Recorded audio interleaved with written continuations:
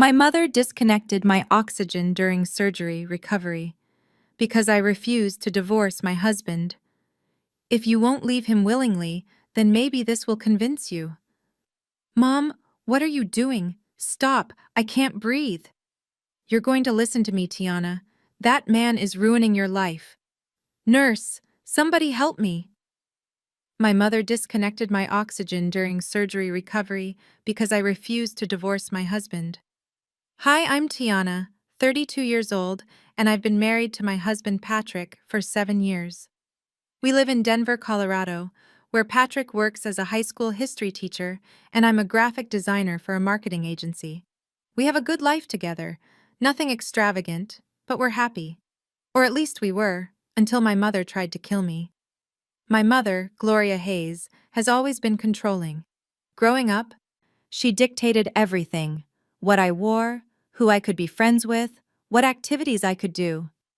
My father, Lawrence, died when I was 16, and after that, her control intensified. She became obsessed with my future, convinced that only she knew what was best for me. When I met Patrick 9 years ago at a mutual friend's wedding, I knew he was special. He's kind, intelligent, and makes me laugh even on my worst days. He comes from a modest background. His parents are both blue-collar workers. His dad is a plumber, and his mom works at a daycare center. They're wonderful people, salt-of-the-earth types, who raised Patrick with strong values and genuine kindness. Gloria hated him immediately. He wasn't wealthy enough, prestigious enough, ambitious enough. She wanted me to marry someone from money, someone who could elevate our family status. When I told her Patrick and I were getting engaged, she actually cried. Not from joy, but from what she called disappointment and betrayal. "You're throwing your life away on a teacher," she'd said, her voice dripping with disdain. "He'll never be able to give you the life you deserve." "He gives me love and respect, Mom. That's what I deserve." "Love doesn't pay the bills, Tiana. You're being naive." Despite her objections, Patrick and I got married. It was a small ceremony because Gloria refused to help pay for anything if Patrick was the groom. His parents contributed what they could, and we kept it intimate and beautiful. Gloria attended but made her displeasure known throughout the entire event, wearing black like she was at a funeral. For the first few years of our marriage, Gloria kept her distance, making snide comments whenever we saw her but generally staying out of our lives. Then, about a year ago, I started having health problems. I'd been experiencing severe abdominal pain and abnormal bleeding. After months of tests and doctor visits, I was diagnosed with endometriosis and large uterine fibroids. My gynecologist, Dr. Patricia Reynolds, recommended a hysterectomy. "At your age, and with the severity of your condition, it's really the best option," she explained. "The fibroids are quite large, and the endometriosis is advanced. You'll need time to recover, probably 6 to 8 weeks." Patrick and I had already decided we didn't want children, so the hysterectomy didn't devastate us the way it might have others. We were just focused on getting me healthy. We scheduled the surgery for early November, giving us time to prepare and arrange for Patrick to take family leave from school to care for me during recovery. When I told Gloria about the surgery, her first question wasn't about my health. It was, "Does Patrick know this means no grandchildren?" "We don't want children, Mom. We've always been clear about that." "Every woman wants children. You're just saying that because Patrick can't afford them." "That's not true, and it's insulting to both of us." She'd pursed her lips in that way she does when she's plotting something. "Well, this changes things. You won't have children tying you to him. You could still leave. Find someone better." I should have seen the warning signs then. I should have known she wouldn't let it go. The surgery was scheduled for November 8th. It was supposed to be a routine procedure, laparoscopic if possible, but Dr. Reynolds warned me it might need to be open surgery depending on what they found. Patrick took me to the hospital at 5 in the morning, holding my hand the entire time. "I'll be right here when you wake up," he promised, kissing my forehead. The surgery ended up being more complicated than expected. The fibroids were larger than the imaging had shown, and there was significant scar tissue from the endometriosis. What should have been a 3-hour procedure turned into 6. When I woke up in recovery, I was in tremendous pain, hooked up to various machines, including oxygen, because my blood oxygen levels had dropped during surgery. I was groggy and disoriented, barely able to focus. I remember Patrick's face hovering over mine, looking worried. "Hey, sweetheart. You're okay. The surgery went well. Just rest." I drifted in and out of consciousness for hours. At some point, I vaguely remember being moved to a regular room. The oxygen mask on my face was uncomfortable but necessary. Dr. Reynolds had explained to Patrick that I needed to keep it on for at least 24 hours while my levels stabilized. Visiting hours were strict, 2 visitors at a time, and no one after 8 p.m. except for spouses. Patrick stayed with me constantly, sleeping in the uncomfortable chair next to my bed. My mother had visited briefly that afternoon, making critical comments about the hospital and complaining that the surgery had taken so long. "They probably didn't know what they were doing," she'd said. "You should have gone to a better hospital." "Mom, Dr. Reynolds is excellent." "The surgery was complicated." "If you say so." She'd looked at Patrick with undisguised contempt. "I suppose you'll be taking care of her during recovery?" "Of course I will," Patrick had said firmly. "She's my wife." We'll see how long that dedication lasts." She'd left after that, and I'd been relieved. But I had no idea what was coming that night, no idea that my own mother was capable of something so monstrous. That night, around 9 o'clock, she came back. Patrick had gone down to the cafeteria to get some food, his first real meal since breakfast. I was dozing, the pain medication making everything hazy. I heard the door open and assumed it was a nurse doing another check. But then I heard my mother's voice, low and urgent. "Tiana, wake up. We need to talk." I opened my eyes. She was standing next to my bed, her face hard and determined. "Mom, what are you doing here? Visiting hours are over." "I told them I was your mother and there was a family emergency. They let me in." "What emergency? What's wrong?" "The emergency is your marriage. This surgery is your opportunity, Tiana. A fresh start. You can leave Patrick now while you're recovering. I've already spoken to a divorce attorney. We can have papers drawn up by next week." I thought I was hallucinating from the medication. "What are you talking about? I'm not divorcing Patrick." "Yes, you are. This has gone on long enough. 7 years you've wasted with that man. No children now to complicate things. You can walk away clean." "I don't want to walk away. I love him." Her face twisted with anger. "You don't know what love is. You settled for the first man who paid attention to you." "I didn't raise you to be mediocre." "Get out, Mom. I'm not having this conversation. You're going to listen to me for once in your life." Her voice was rising. She moved closer to the bed, and that's when I saw her hand reach for something. The oxygen tube. "Mom, don't." She yanked the nasal cannula out of my nose. I immediately felt the difference, the struggle to get enough air. My oxygen levels had been borderline, and without the supplemental oxygen, I started to panic. "Put it back. I need that. You need to hear me. You're going to divorce that worthless man, or I'll—" I tried to reach for the call button, but she grabbed my wrist. I was weak from surgery, in pain, and struggling to breathe. She disconnected the oxygen machine entirely, and the monitor started beeping frantically. That's when the scene from the beginning happened. "If you won't leave him willingly, then maybe this will convince you." "Mom, what are you doing? Stop! I can't breathe." "You're going to listen to me, Tiana. That man is ruining your life." "Nurse, somebody help me!" I was gasping, my chest tight, vision starting to blur. The monitor was screaming now, alarms blaring. My mother's face was contorted with rage, and I realized with horror that she was actually going to let me suffocate. The door burst open. 2 nurses rushed in, followed immediately by Patrick, who'd heard the alarms from the hallway. One nurse, whose name tag read Angela, pushed my mother aside and immediately reconnected my oxygen, while the other, Terrence, checked my vitals.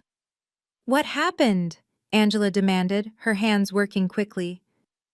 "She pulled out her oxygen," I gasped, pointing at my mother. Patrick looked at Gloria in shock. "What did you do?" "I was trying to talk sense into her. She wouldn't listen."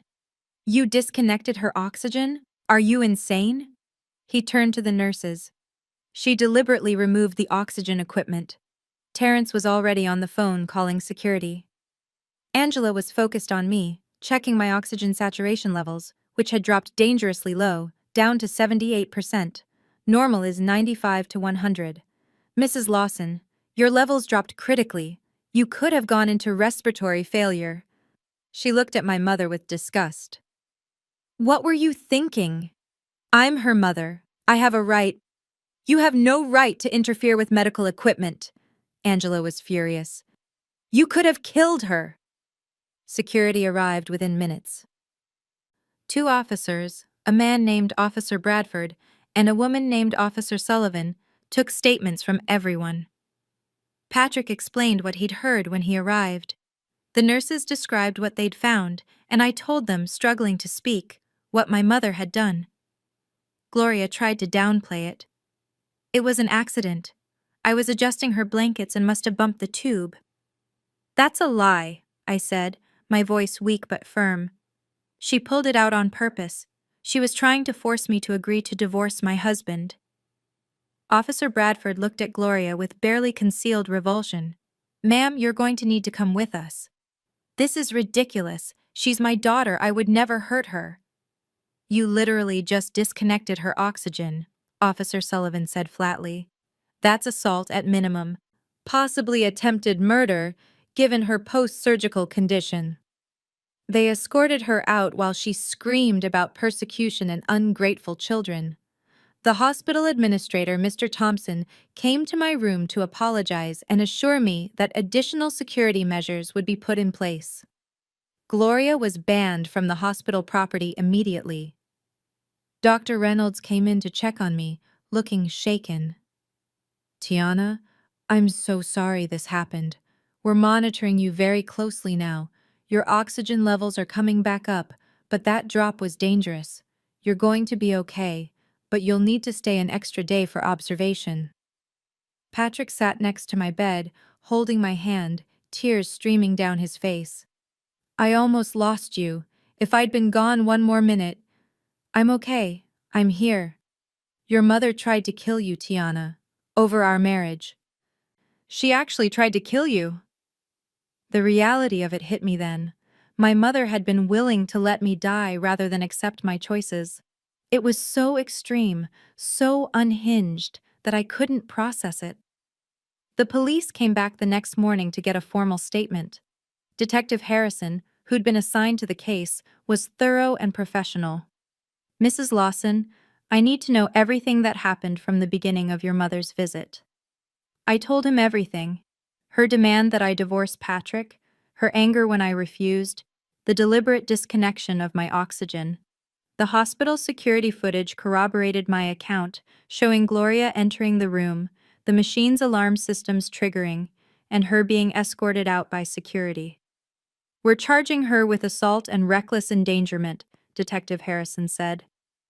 "Given your post-surgical vulnerability and the medical necessity of the oxygen, the DA may pursue attempted murder charges." "Attempted murder?" Patrick repeated, stunned. "She knowingly removed life-supporting medical equipment from a patient in critical recovery. She was told to stop and refused. That demonstrates intent to harm. The DA will make the final decision on charges." Over the next few days, as I recovered in the hospital, the full extent of what my mother had done became clear. She'd told the nurse at the desk that I'd specifically requested to see her, which was why they'd let her in after visiting hours. She'd planned this confrontation, believing she could pressure me when I was weak and vulnerable.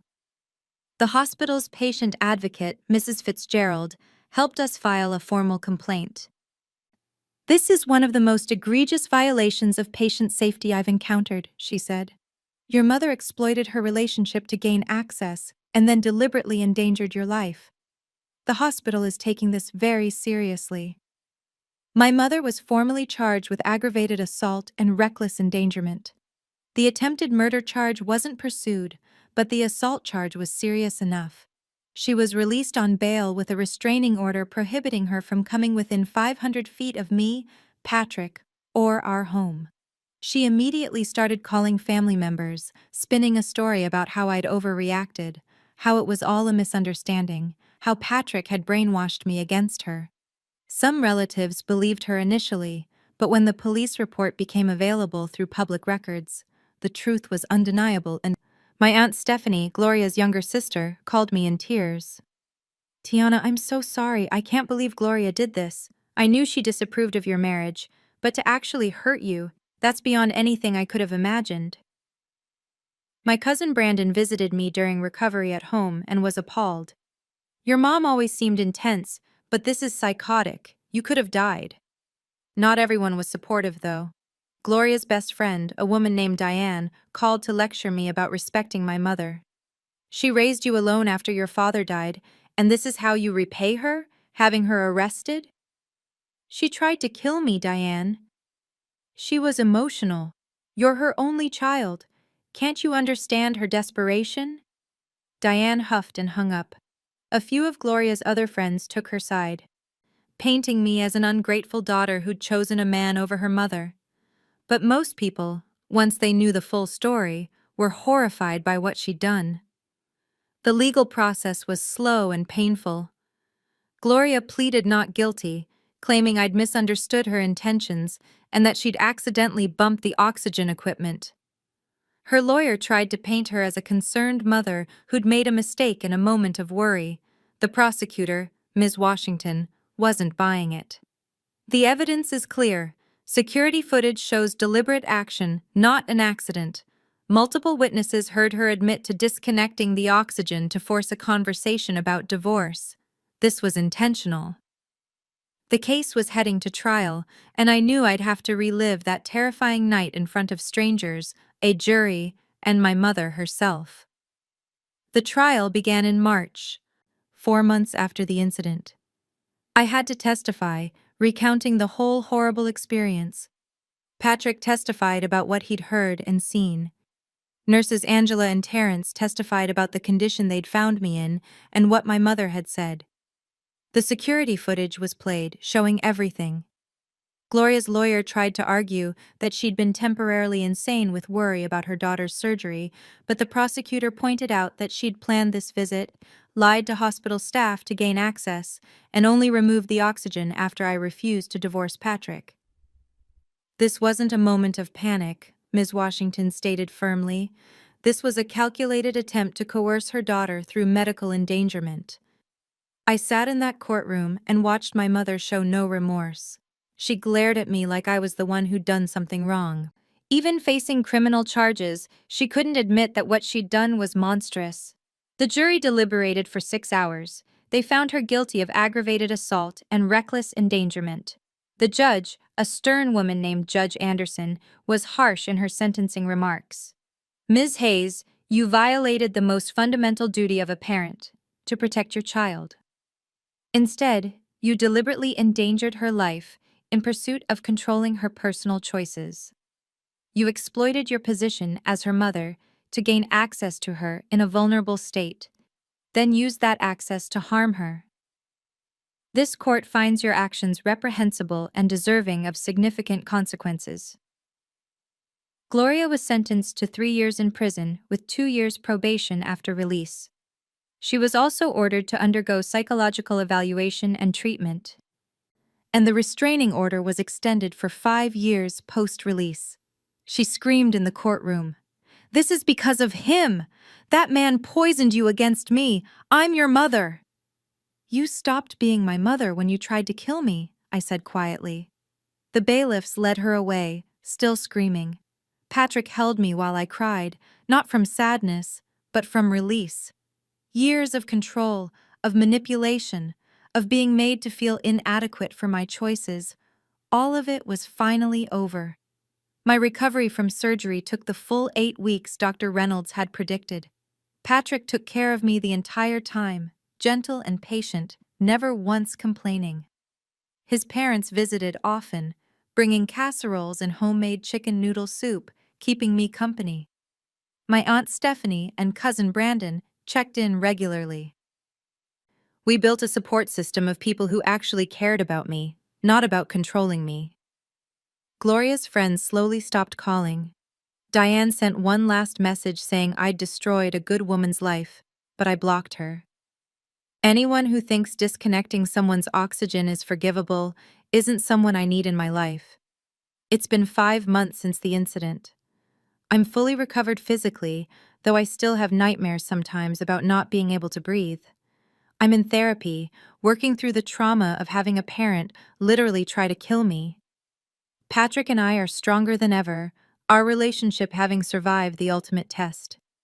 We went out for dinner last week to our favorite Italian restaurant, Bella Vista, and for the first time in months, I felt truly free. Gloria writes letters from prison that I return unopened. She'll be eligible for parole in 18 months, but I've already prepared a statement opposing it. Even if she's released, the restraining order will keep her away from us. Some people think I should forgive her eventually, that she's my mother and deserves another chance. Patrick's colleague at Denver West High School, a teacher named Mr. Pemberton, actually approached him about it. Family is family, he'd said. Maybe she just needs help. She was probably having a mental health crisis. Patrick had been diplomatic but firm. She planned the whole thing. She lied to get access to Tiana after visiting hours. She disconnected medical equipment while Tiana begged her to stop. That's not a mental health crisis. That's attempted murder. I appreciate that Patrick always defends me, even when others think I'm being too harsh. But here's what people don't understand. Forgiveness doesn't mean allowing someone who tried to kill you back into your life. It means releasing the anger so it doesn't consume you, while still maintaining boundaries that keep you safe. My therapist, Dr. Nguyen, has helped me work through this. You can acknowledge that your mother is sick and needs help while also acknowledging that she's dangerous to you. Those two things can both be true. I've come to accept that the woman who raised me and the woman who tried to suffocate me in that hospital room are the same person. The control issues, the manipulation, the inability to accept my autonomy, those were always there. They just escalated to a horrifying extreme. Last month, Patrick and I drove to Rocky Mountain National Park for a weekend getaway. We hiked the trails, ate takeout from Chipotle in our hotel room, and talked about our future. We're thinking about adopting a dog, maybe a golden retriever. We're planning a trip to Seattle next summer to visit Patrick's college roommate. We're building a life that's ours, without the shadow of Gloria's disapproval hanging over us. My Aunt Stephanie hosts Sunday dinners now, and Patrick's parents join us. We've created our own family, one based on love and respect, not control and conditions. Patrick's mom, Helen, brings her famous apple pie every time, and his dad, Walter, tells the same dad jokes that make everyone groan and laugh simultaneously. This is what family should feel like. I still think about that night in the hospital sometimes, the feeling of not being able to breathe, the panic, the realization that my own mother was willing to watch me die. But I also think about Patrick bursting through that door, about Angela reconnecting my oxygen, about all the people who stood up for me when it mattered. If your parent tried to kill you because they disapproved of your spouse and couldn't control your life choices, would you ever consider reconciliation? Or are some betrayals simply too horrific to forgive? I already know my answer. Some bridges, once burned, can never be rebuilt. And that's okay. Sometimes walking away from toxic family members, even your own mother, isn't selfish. It's survival. I'm Tiana, and this is my story. Thank you for listening.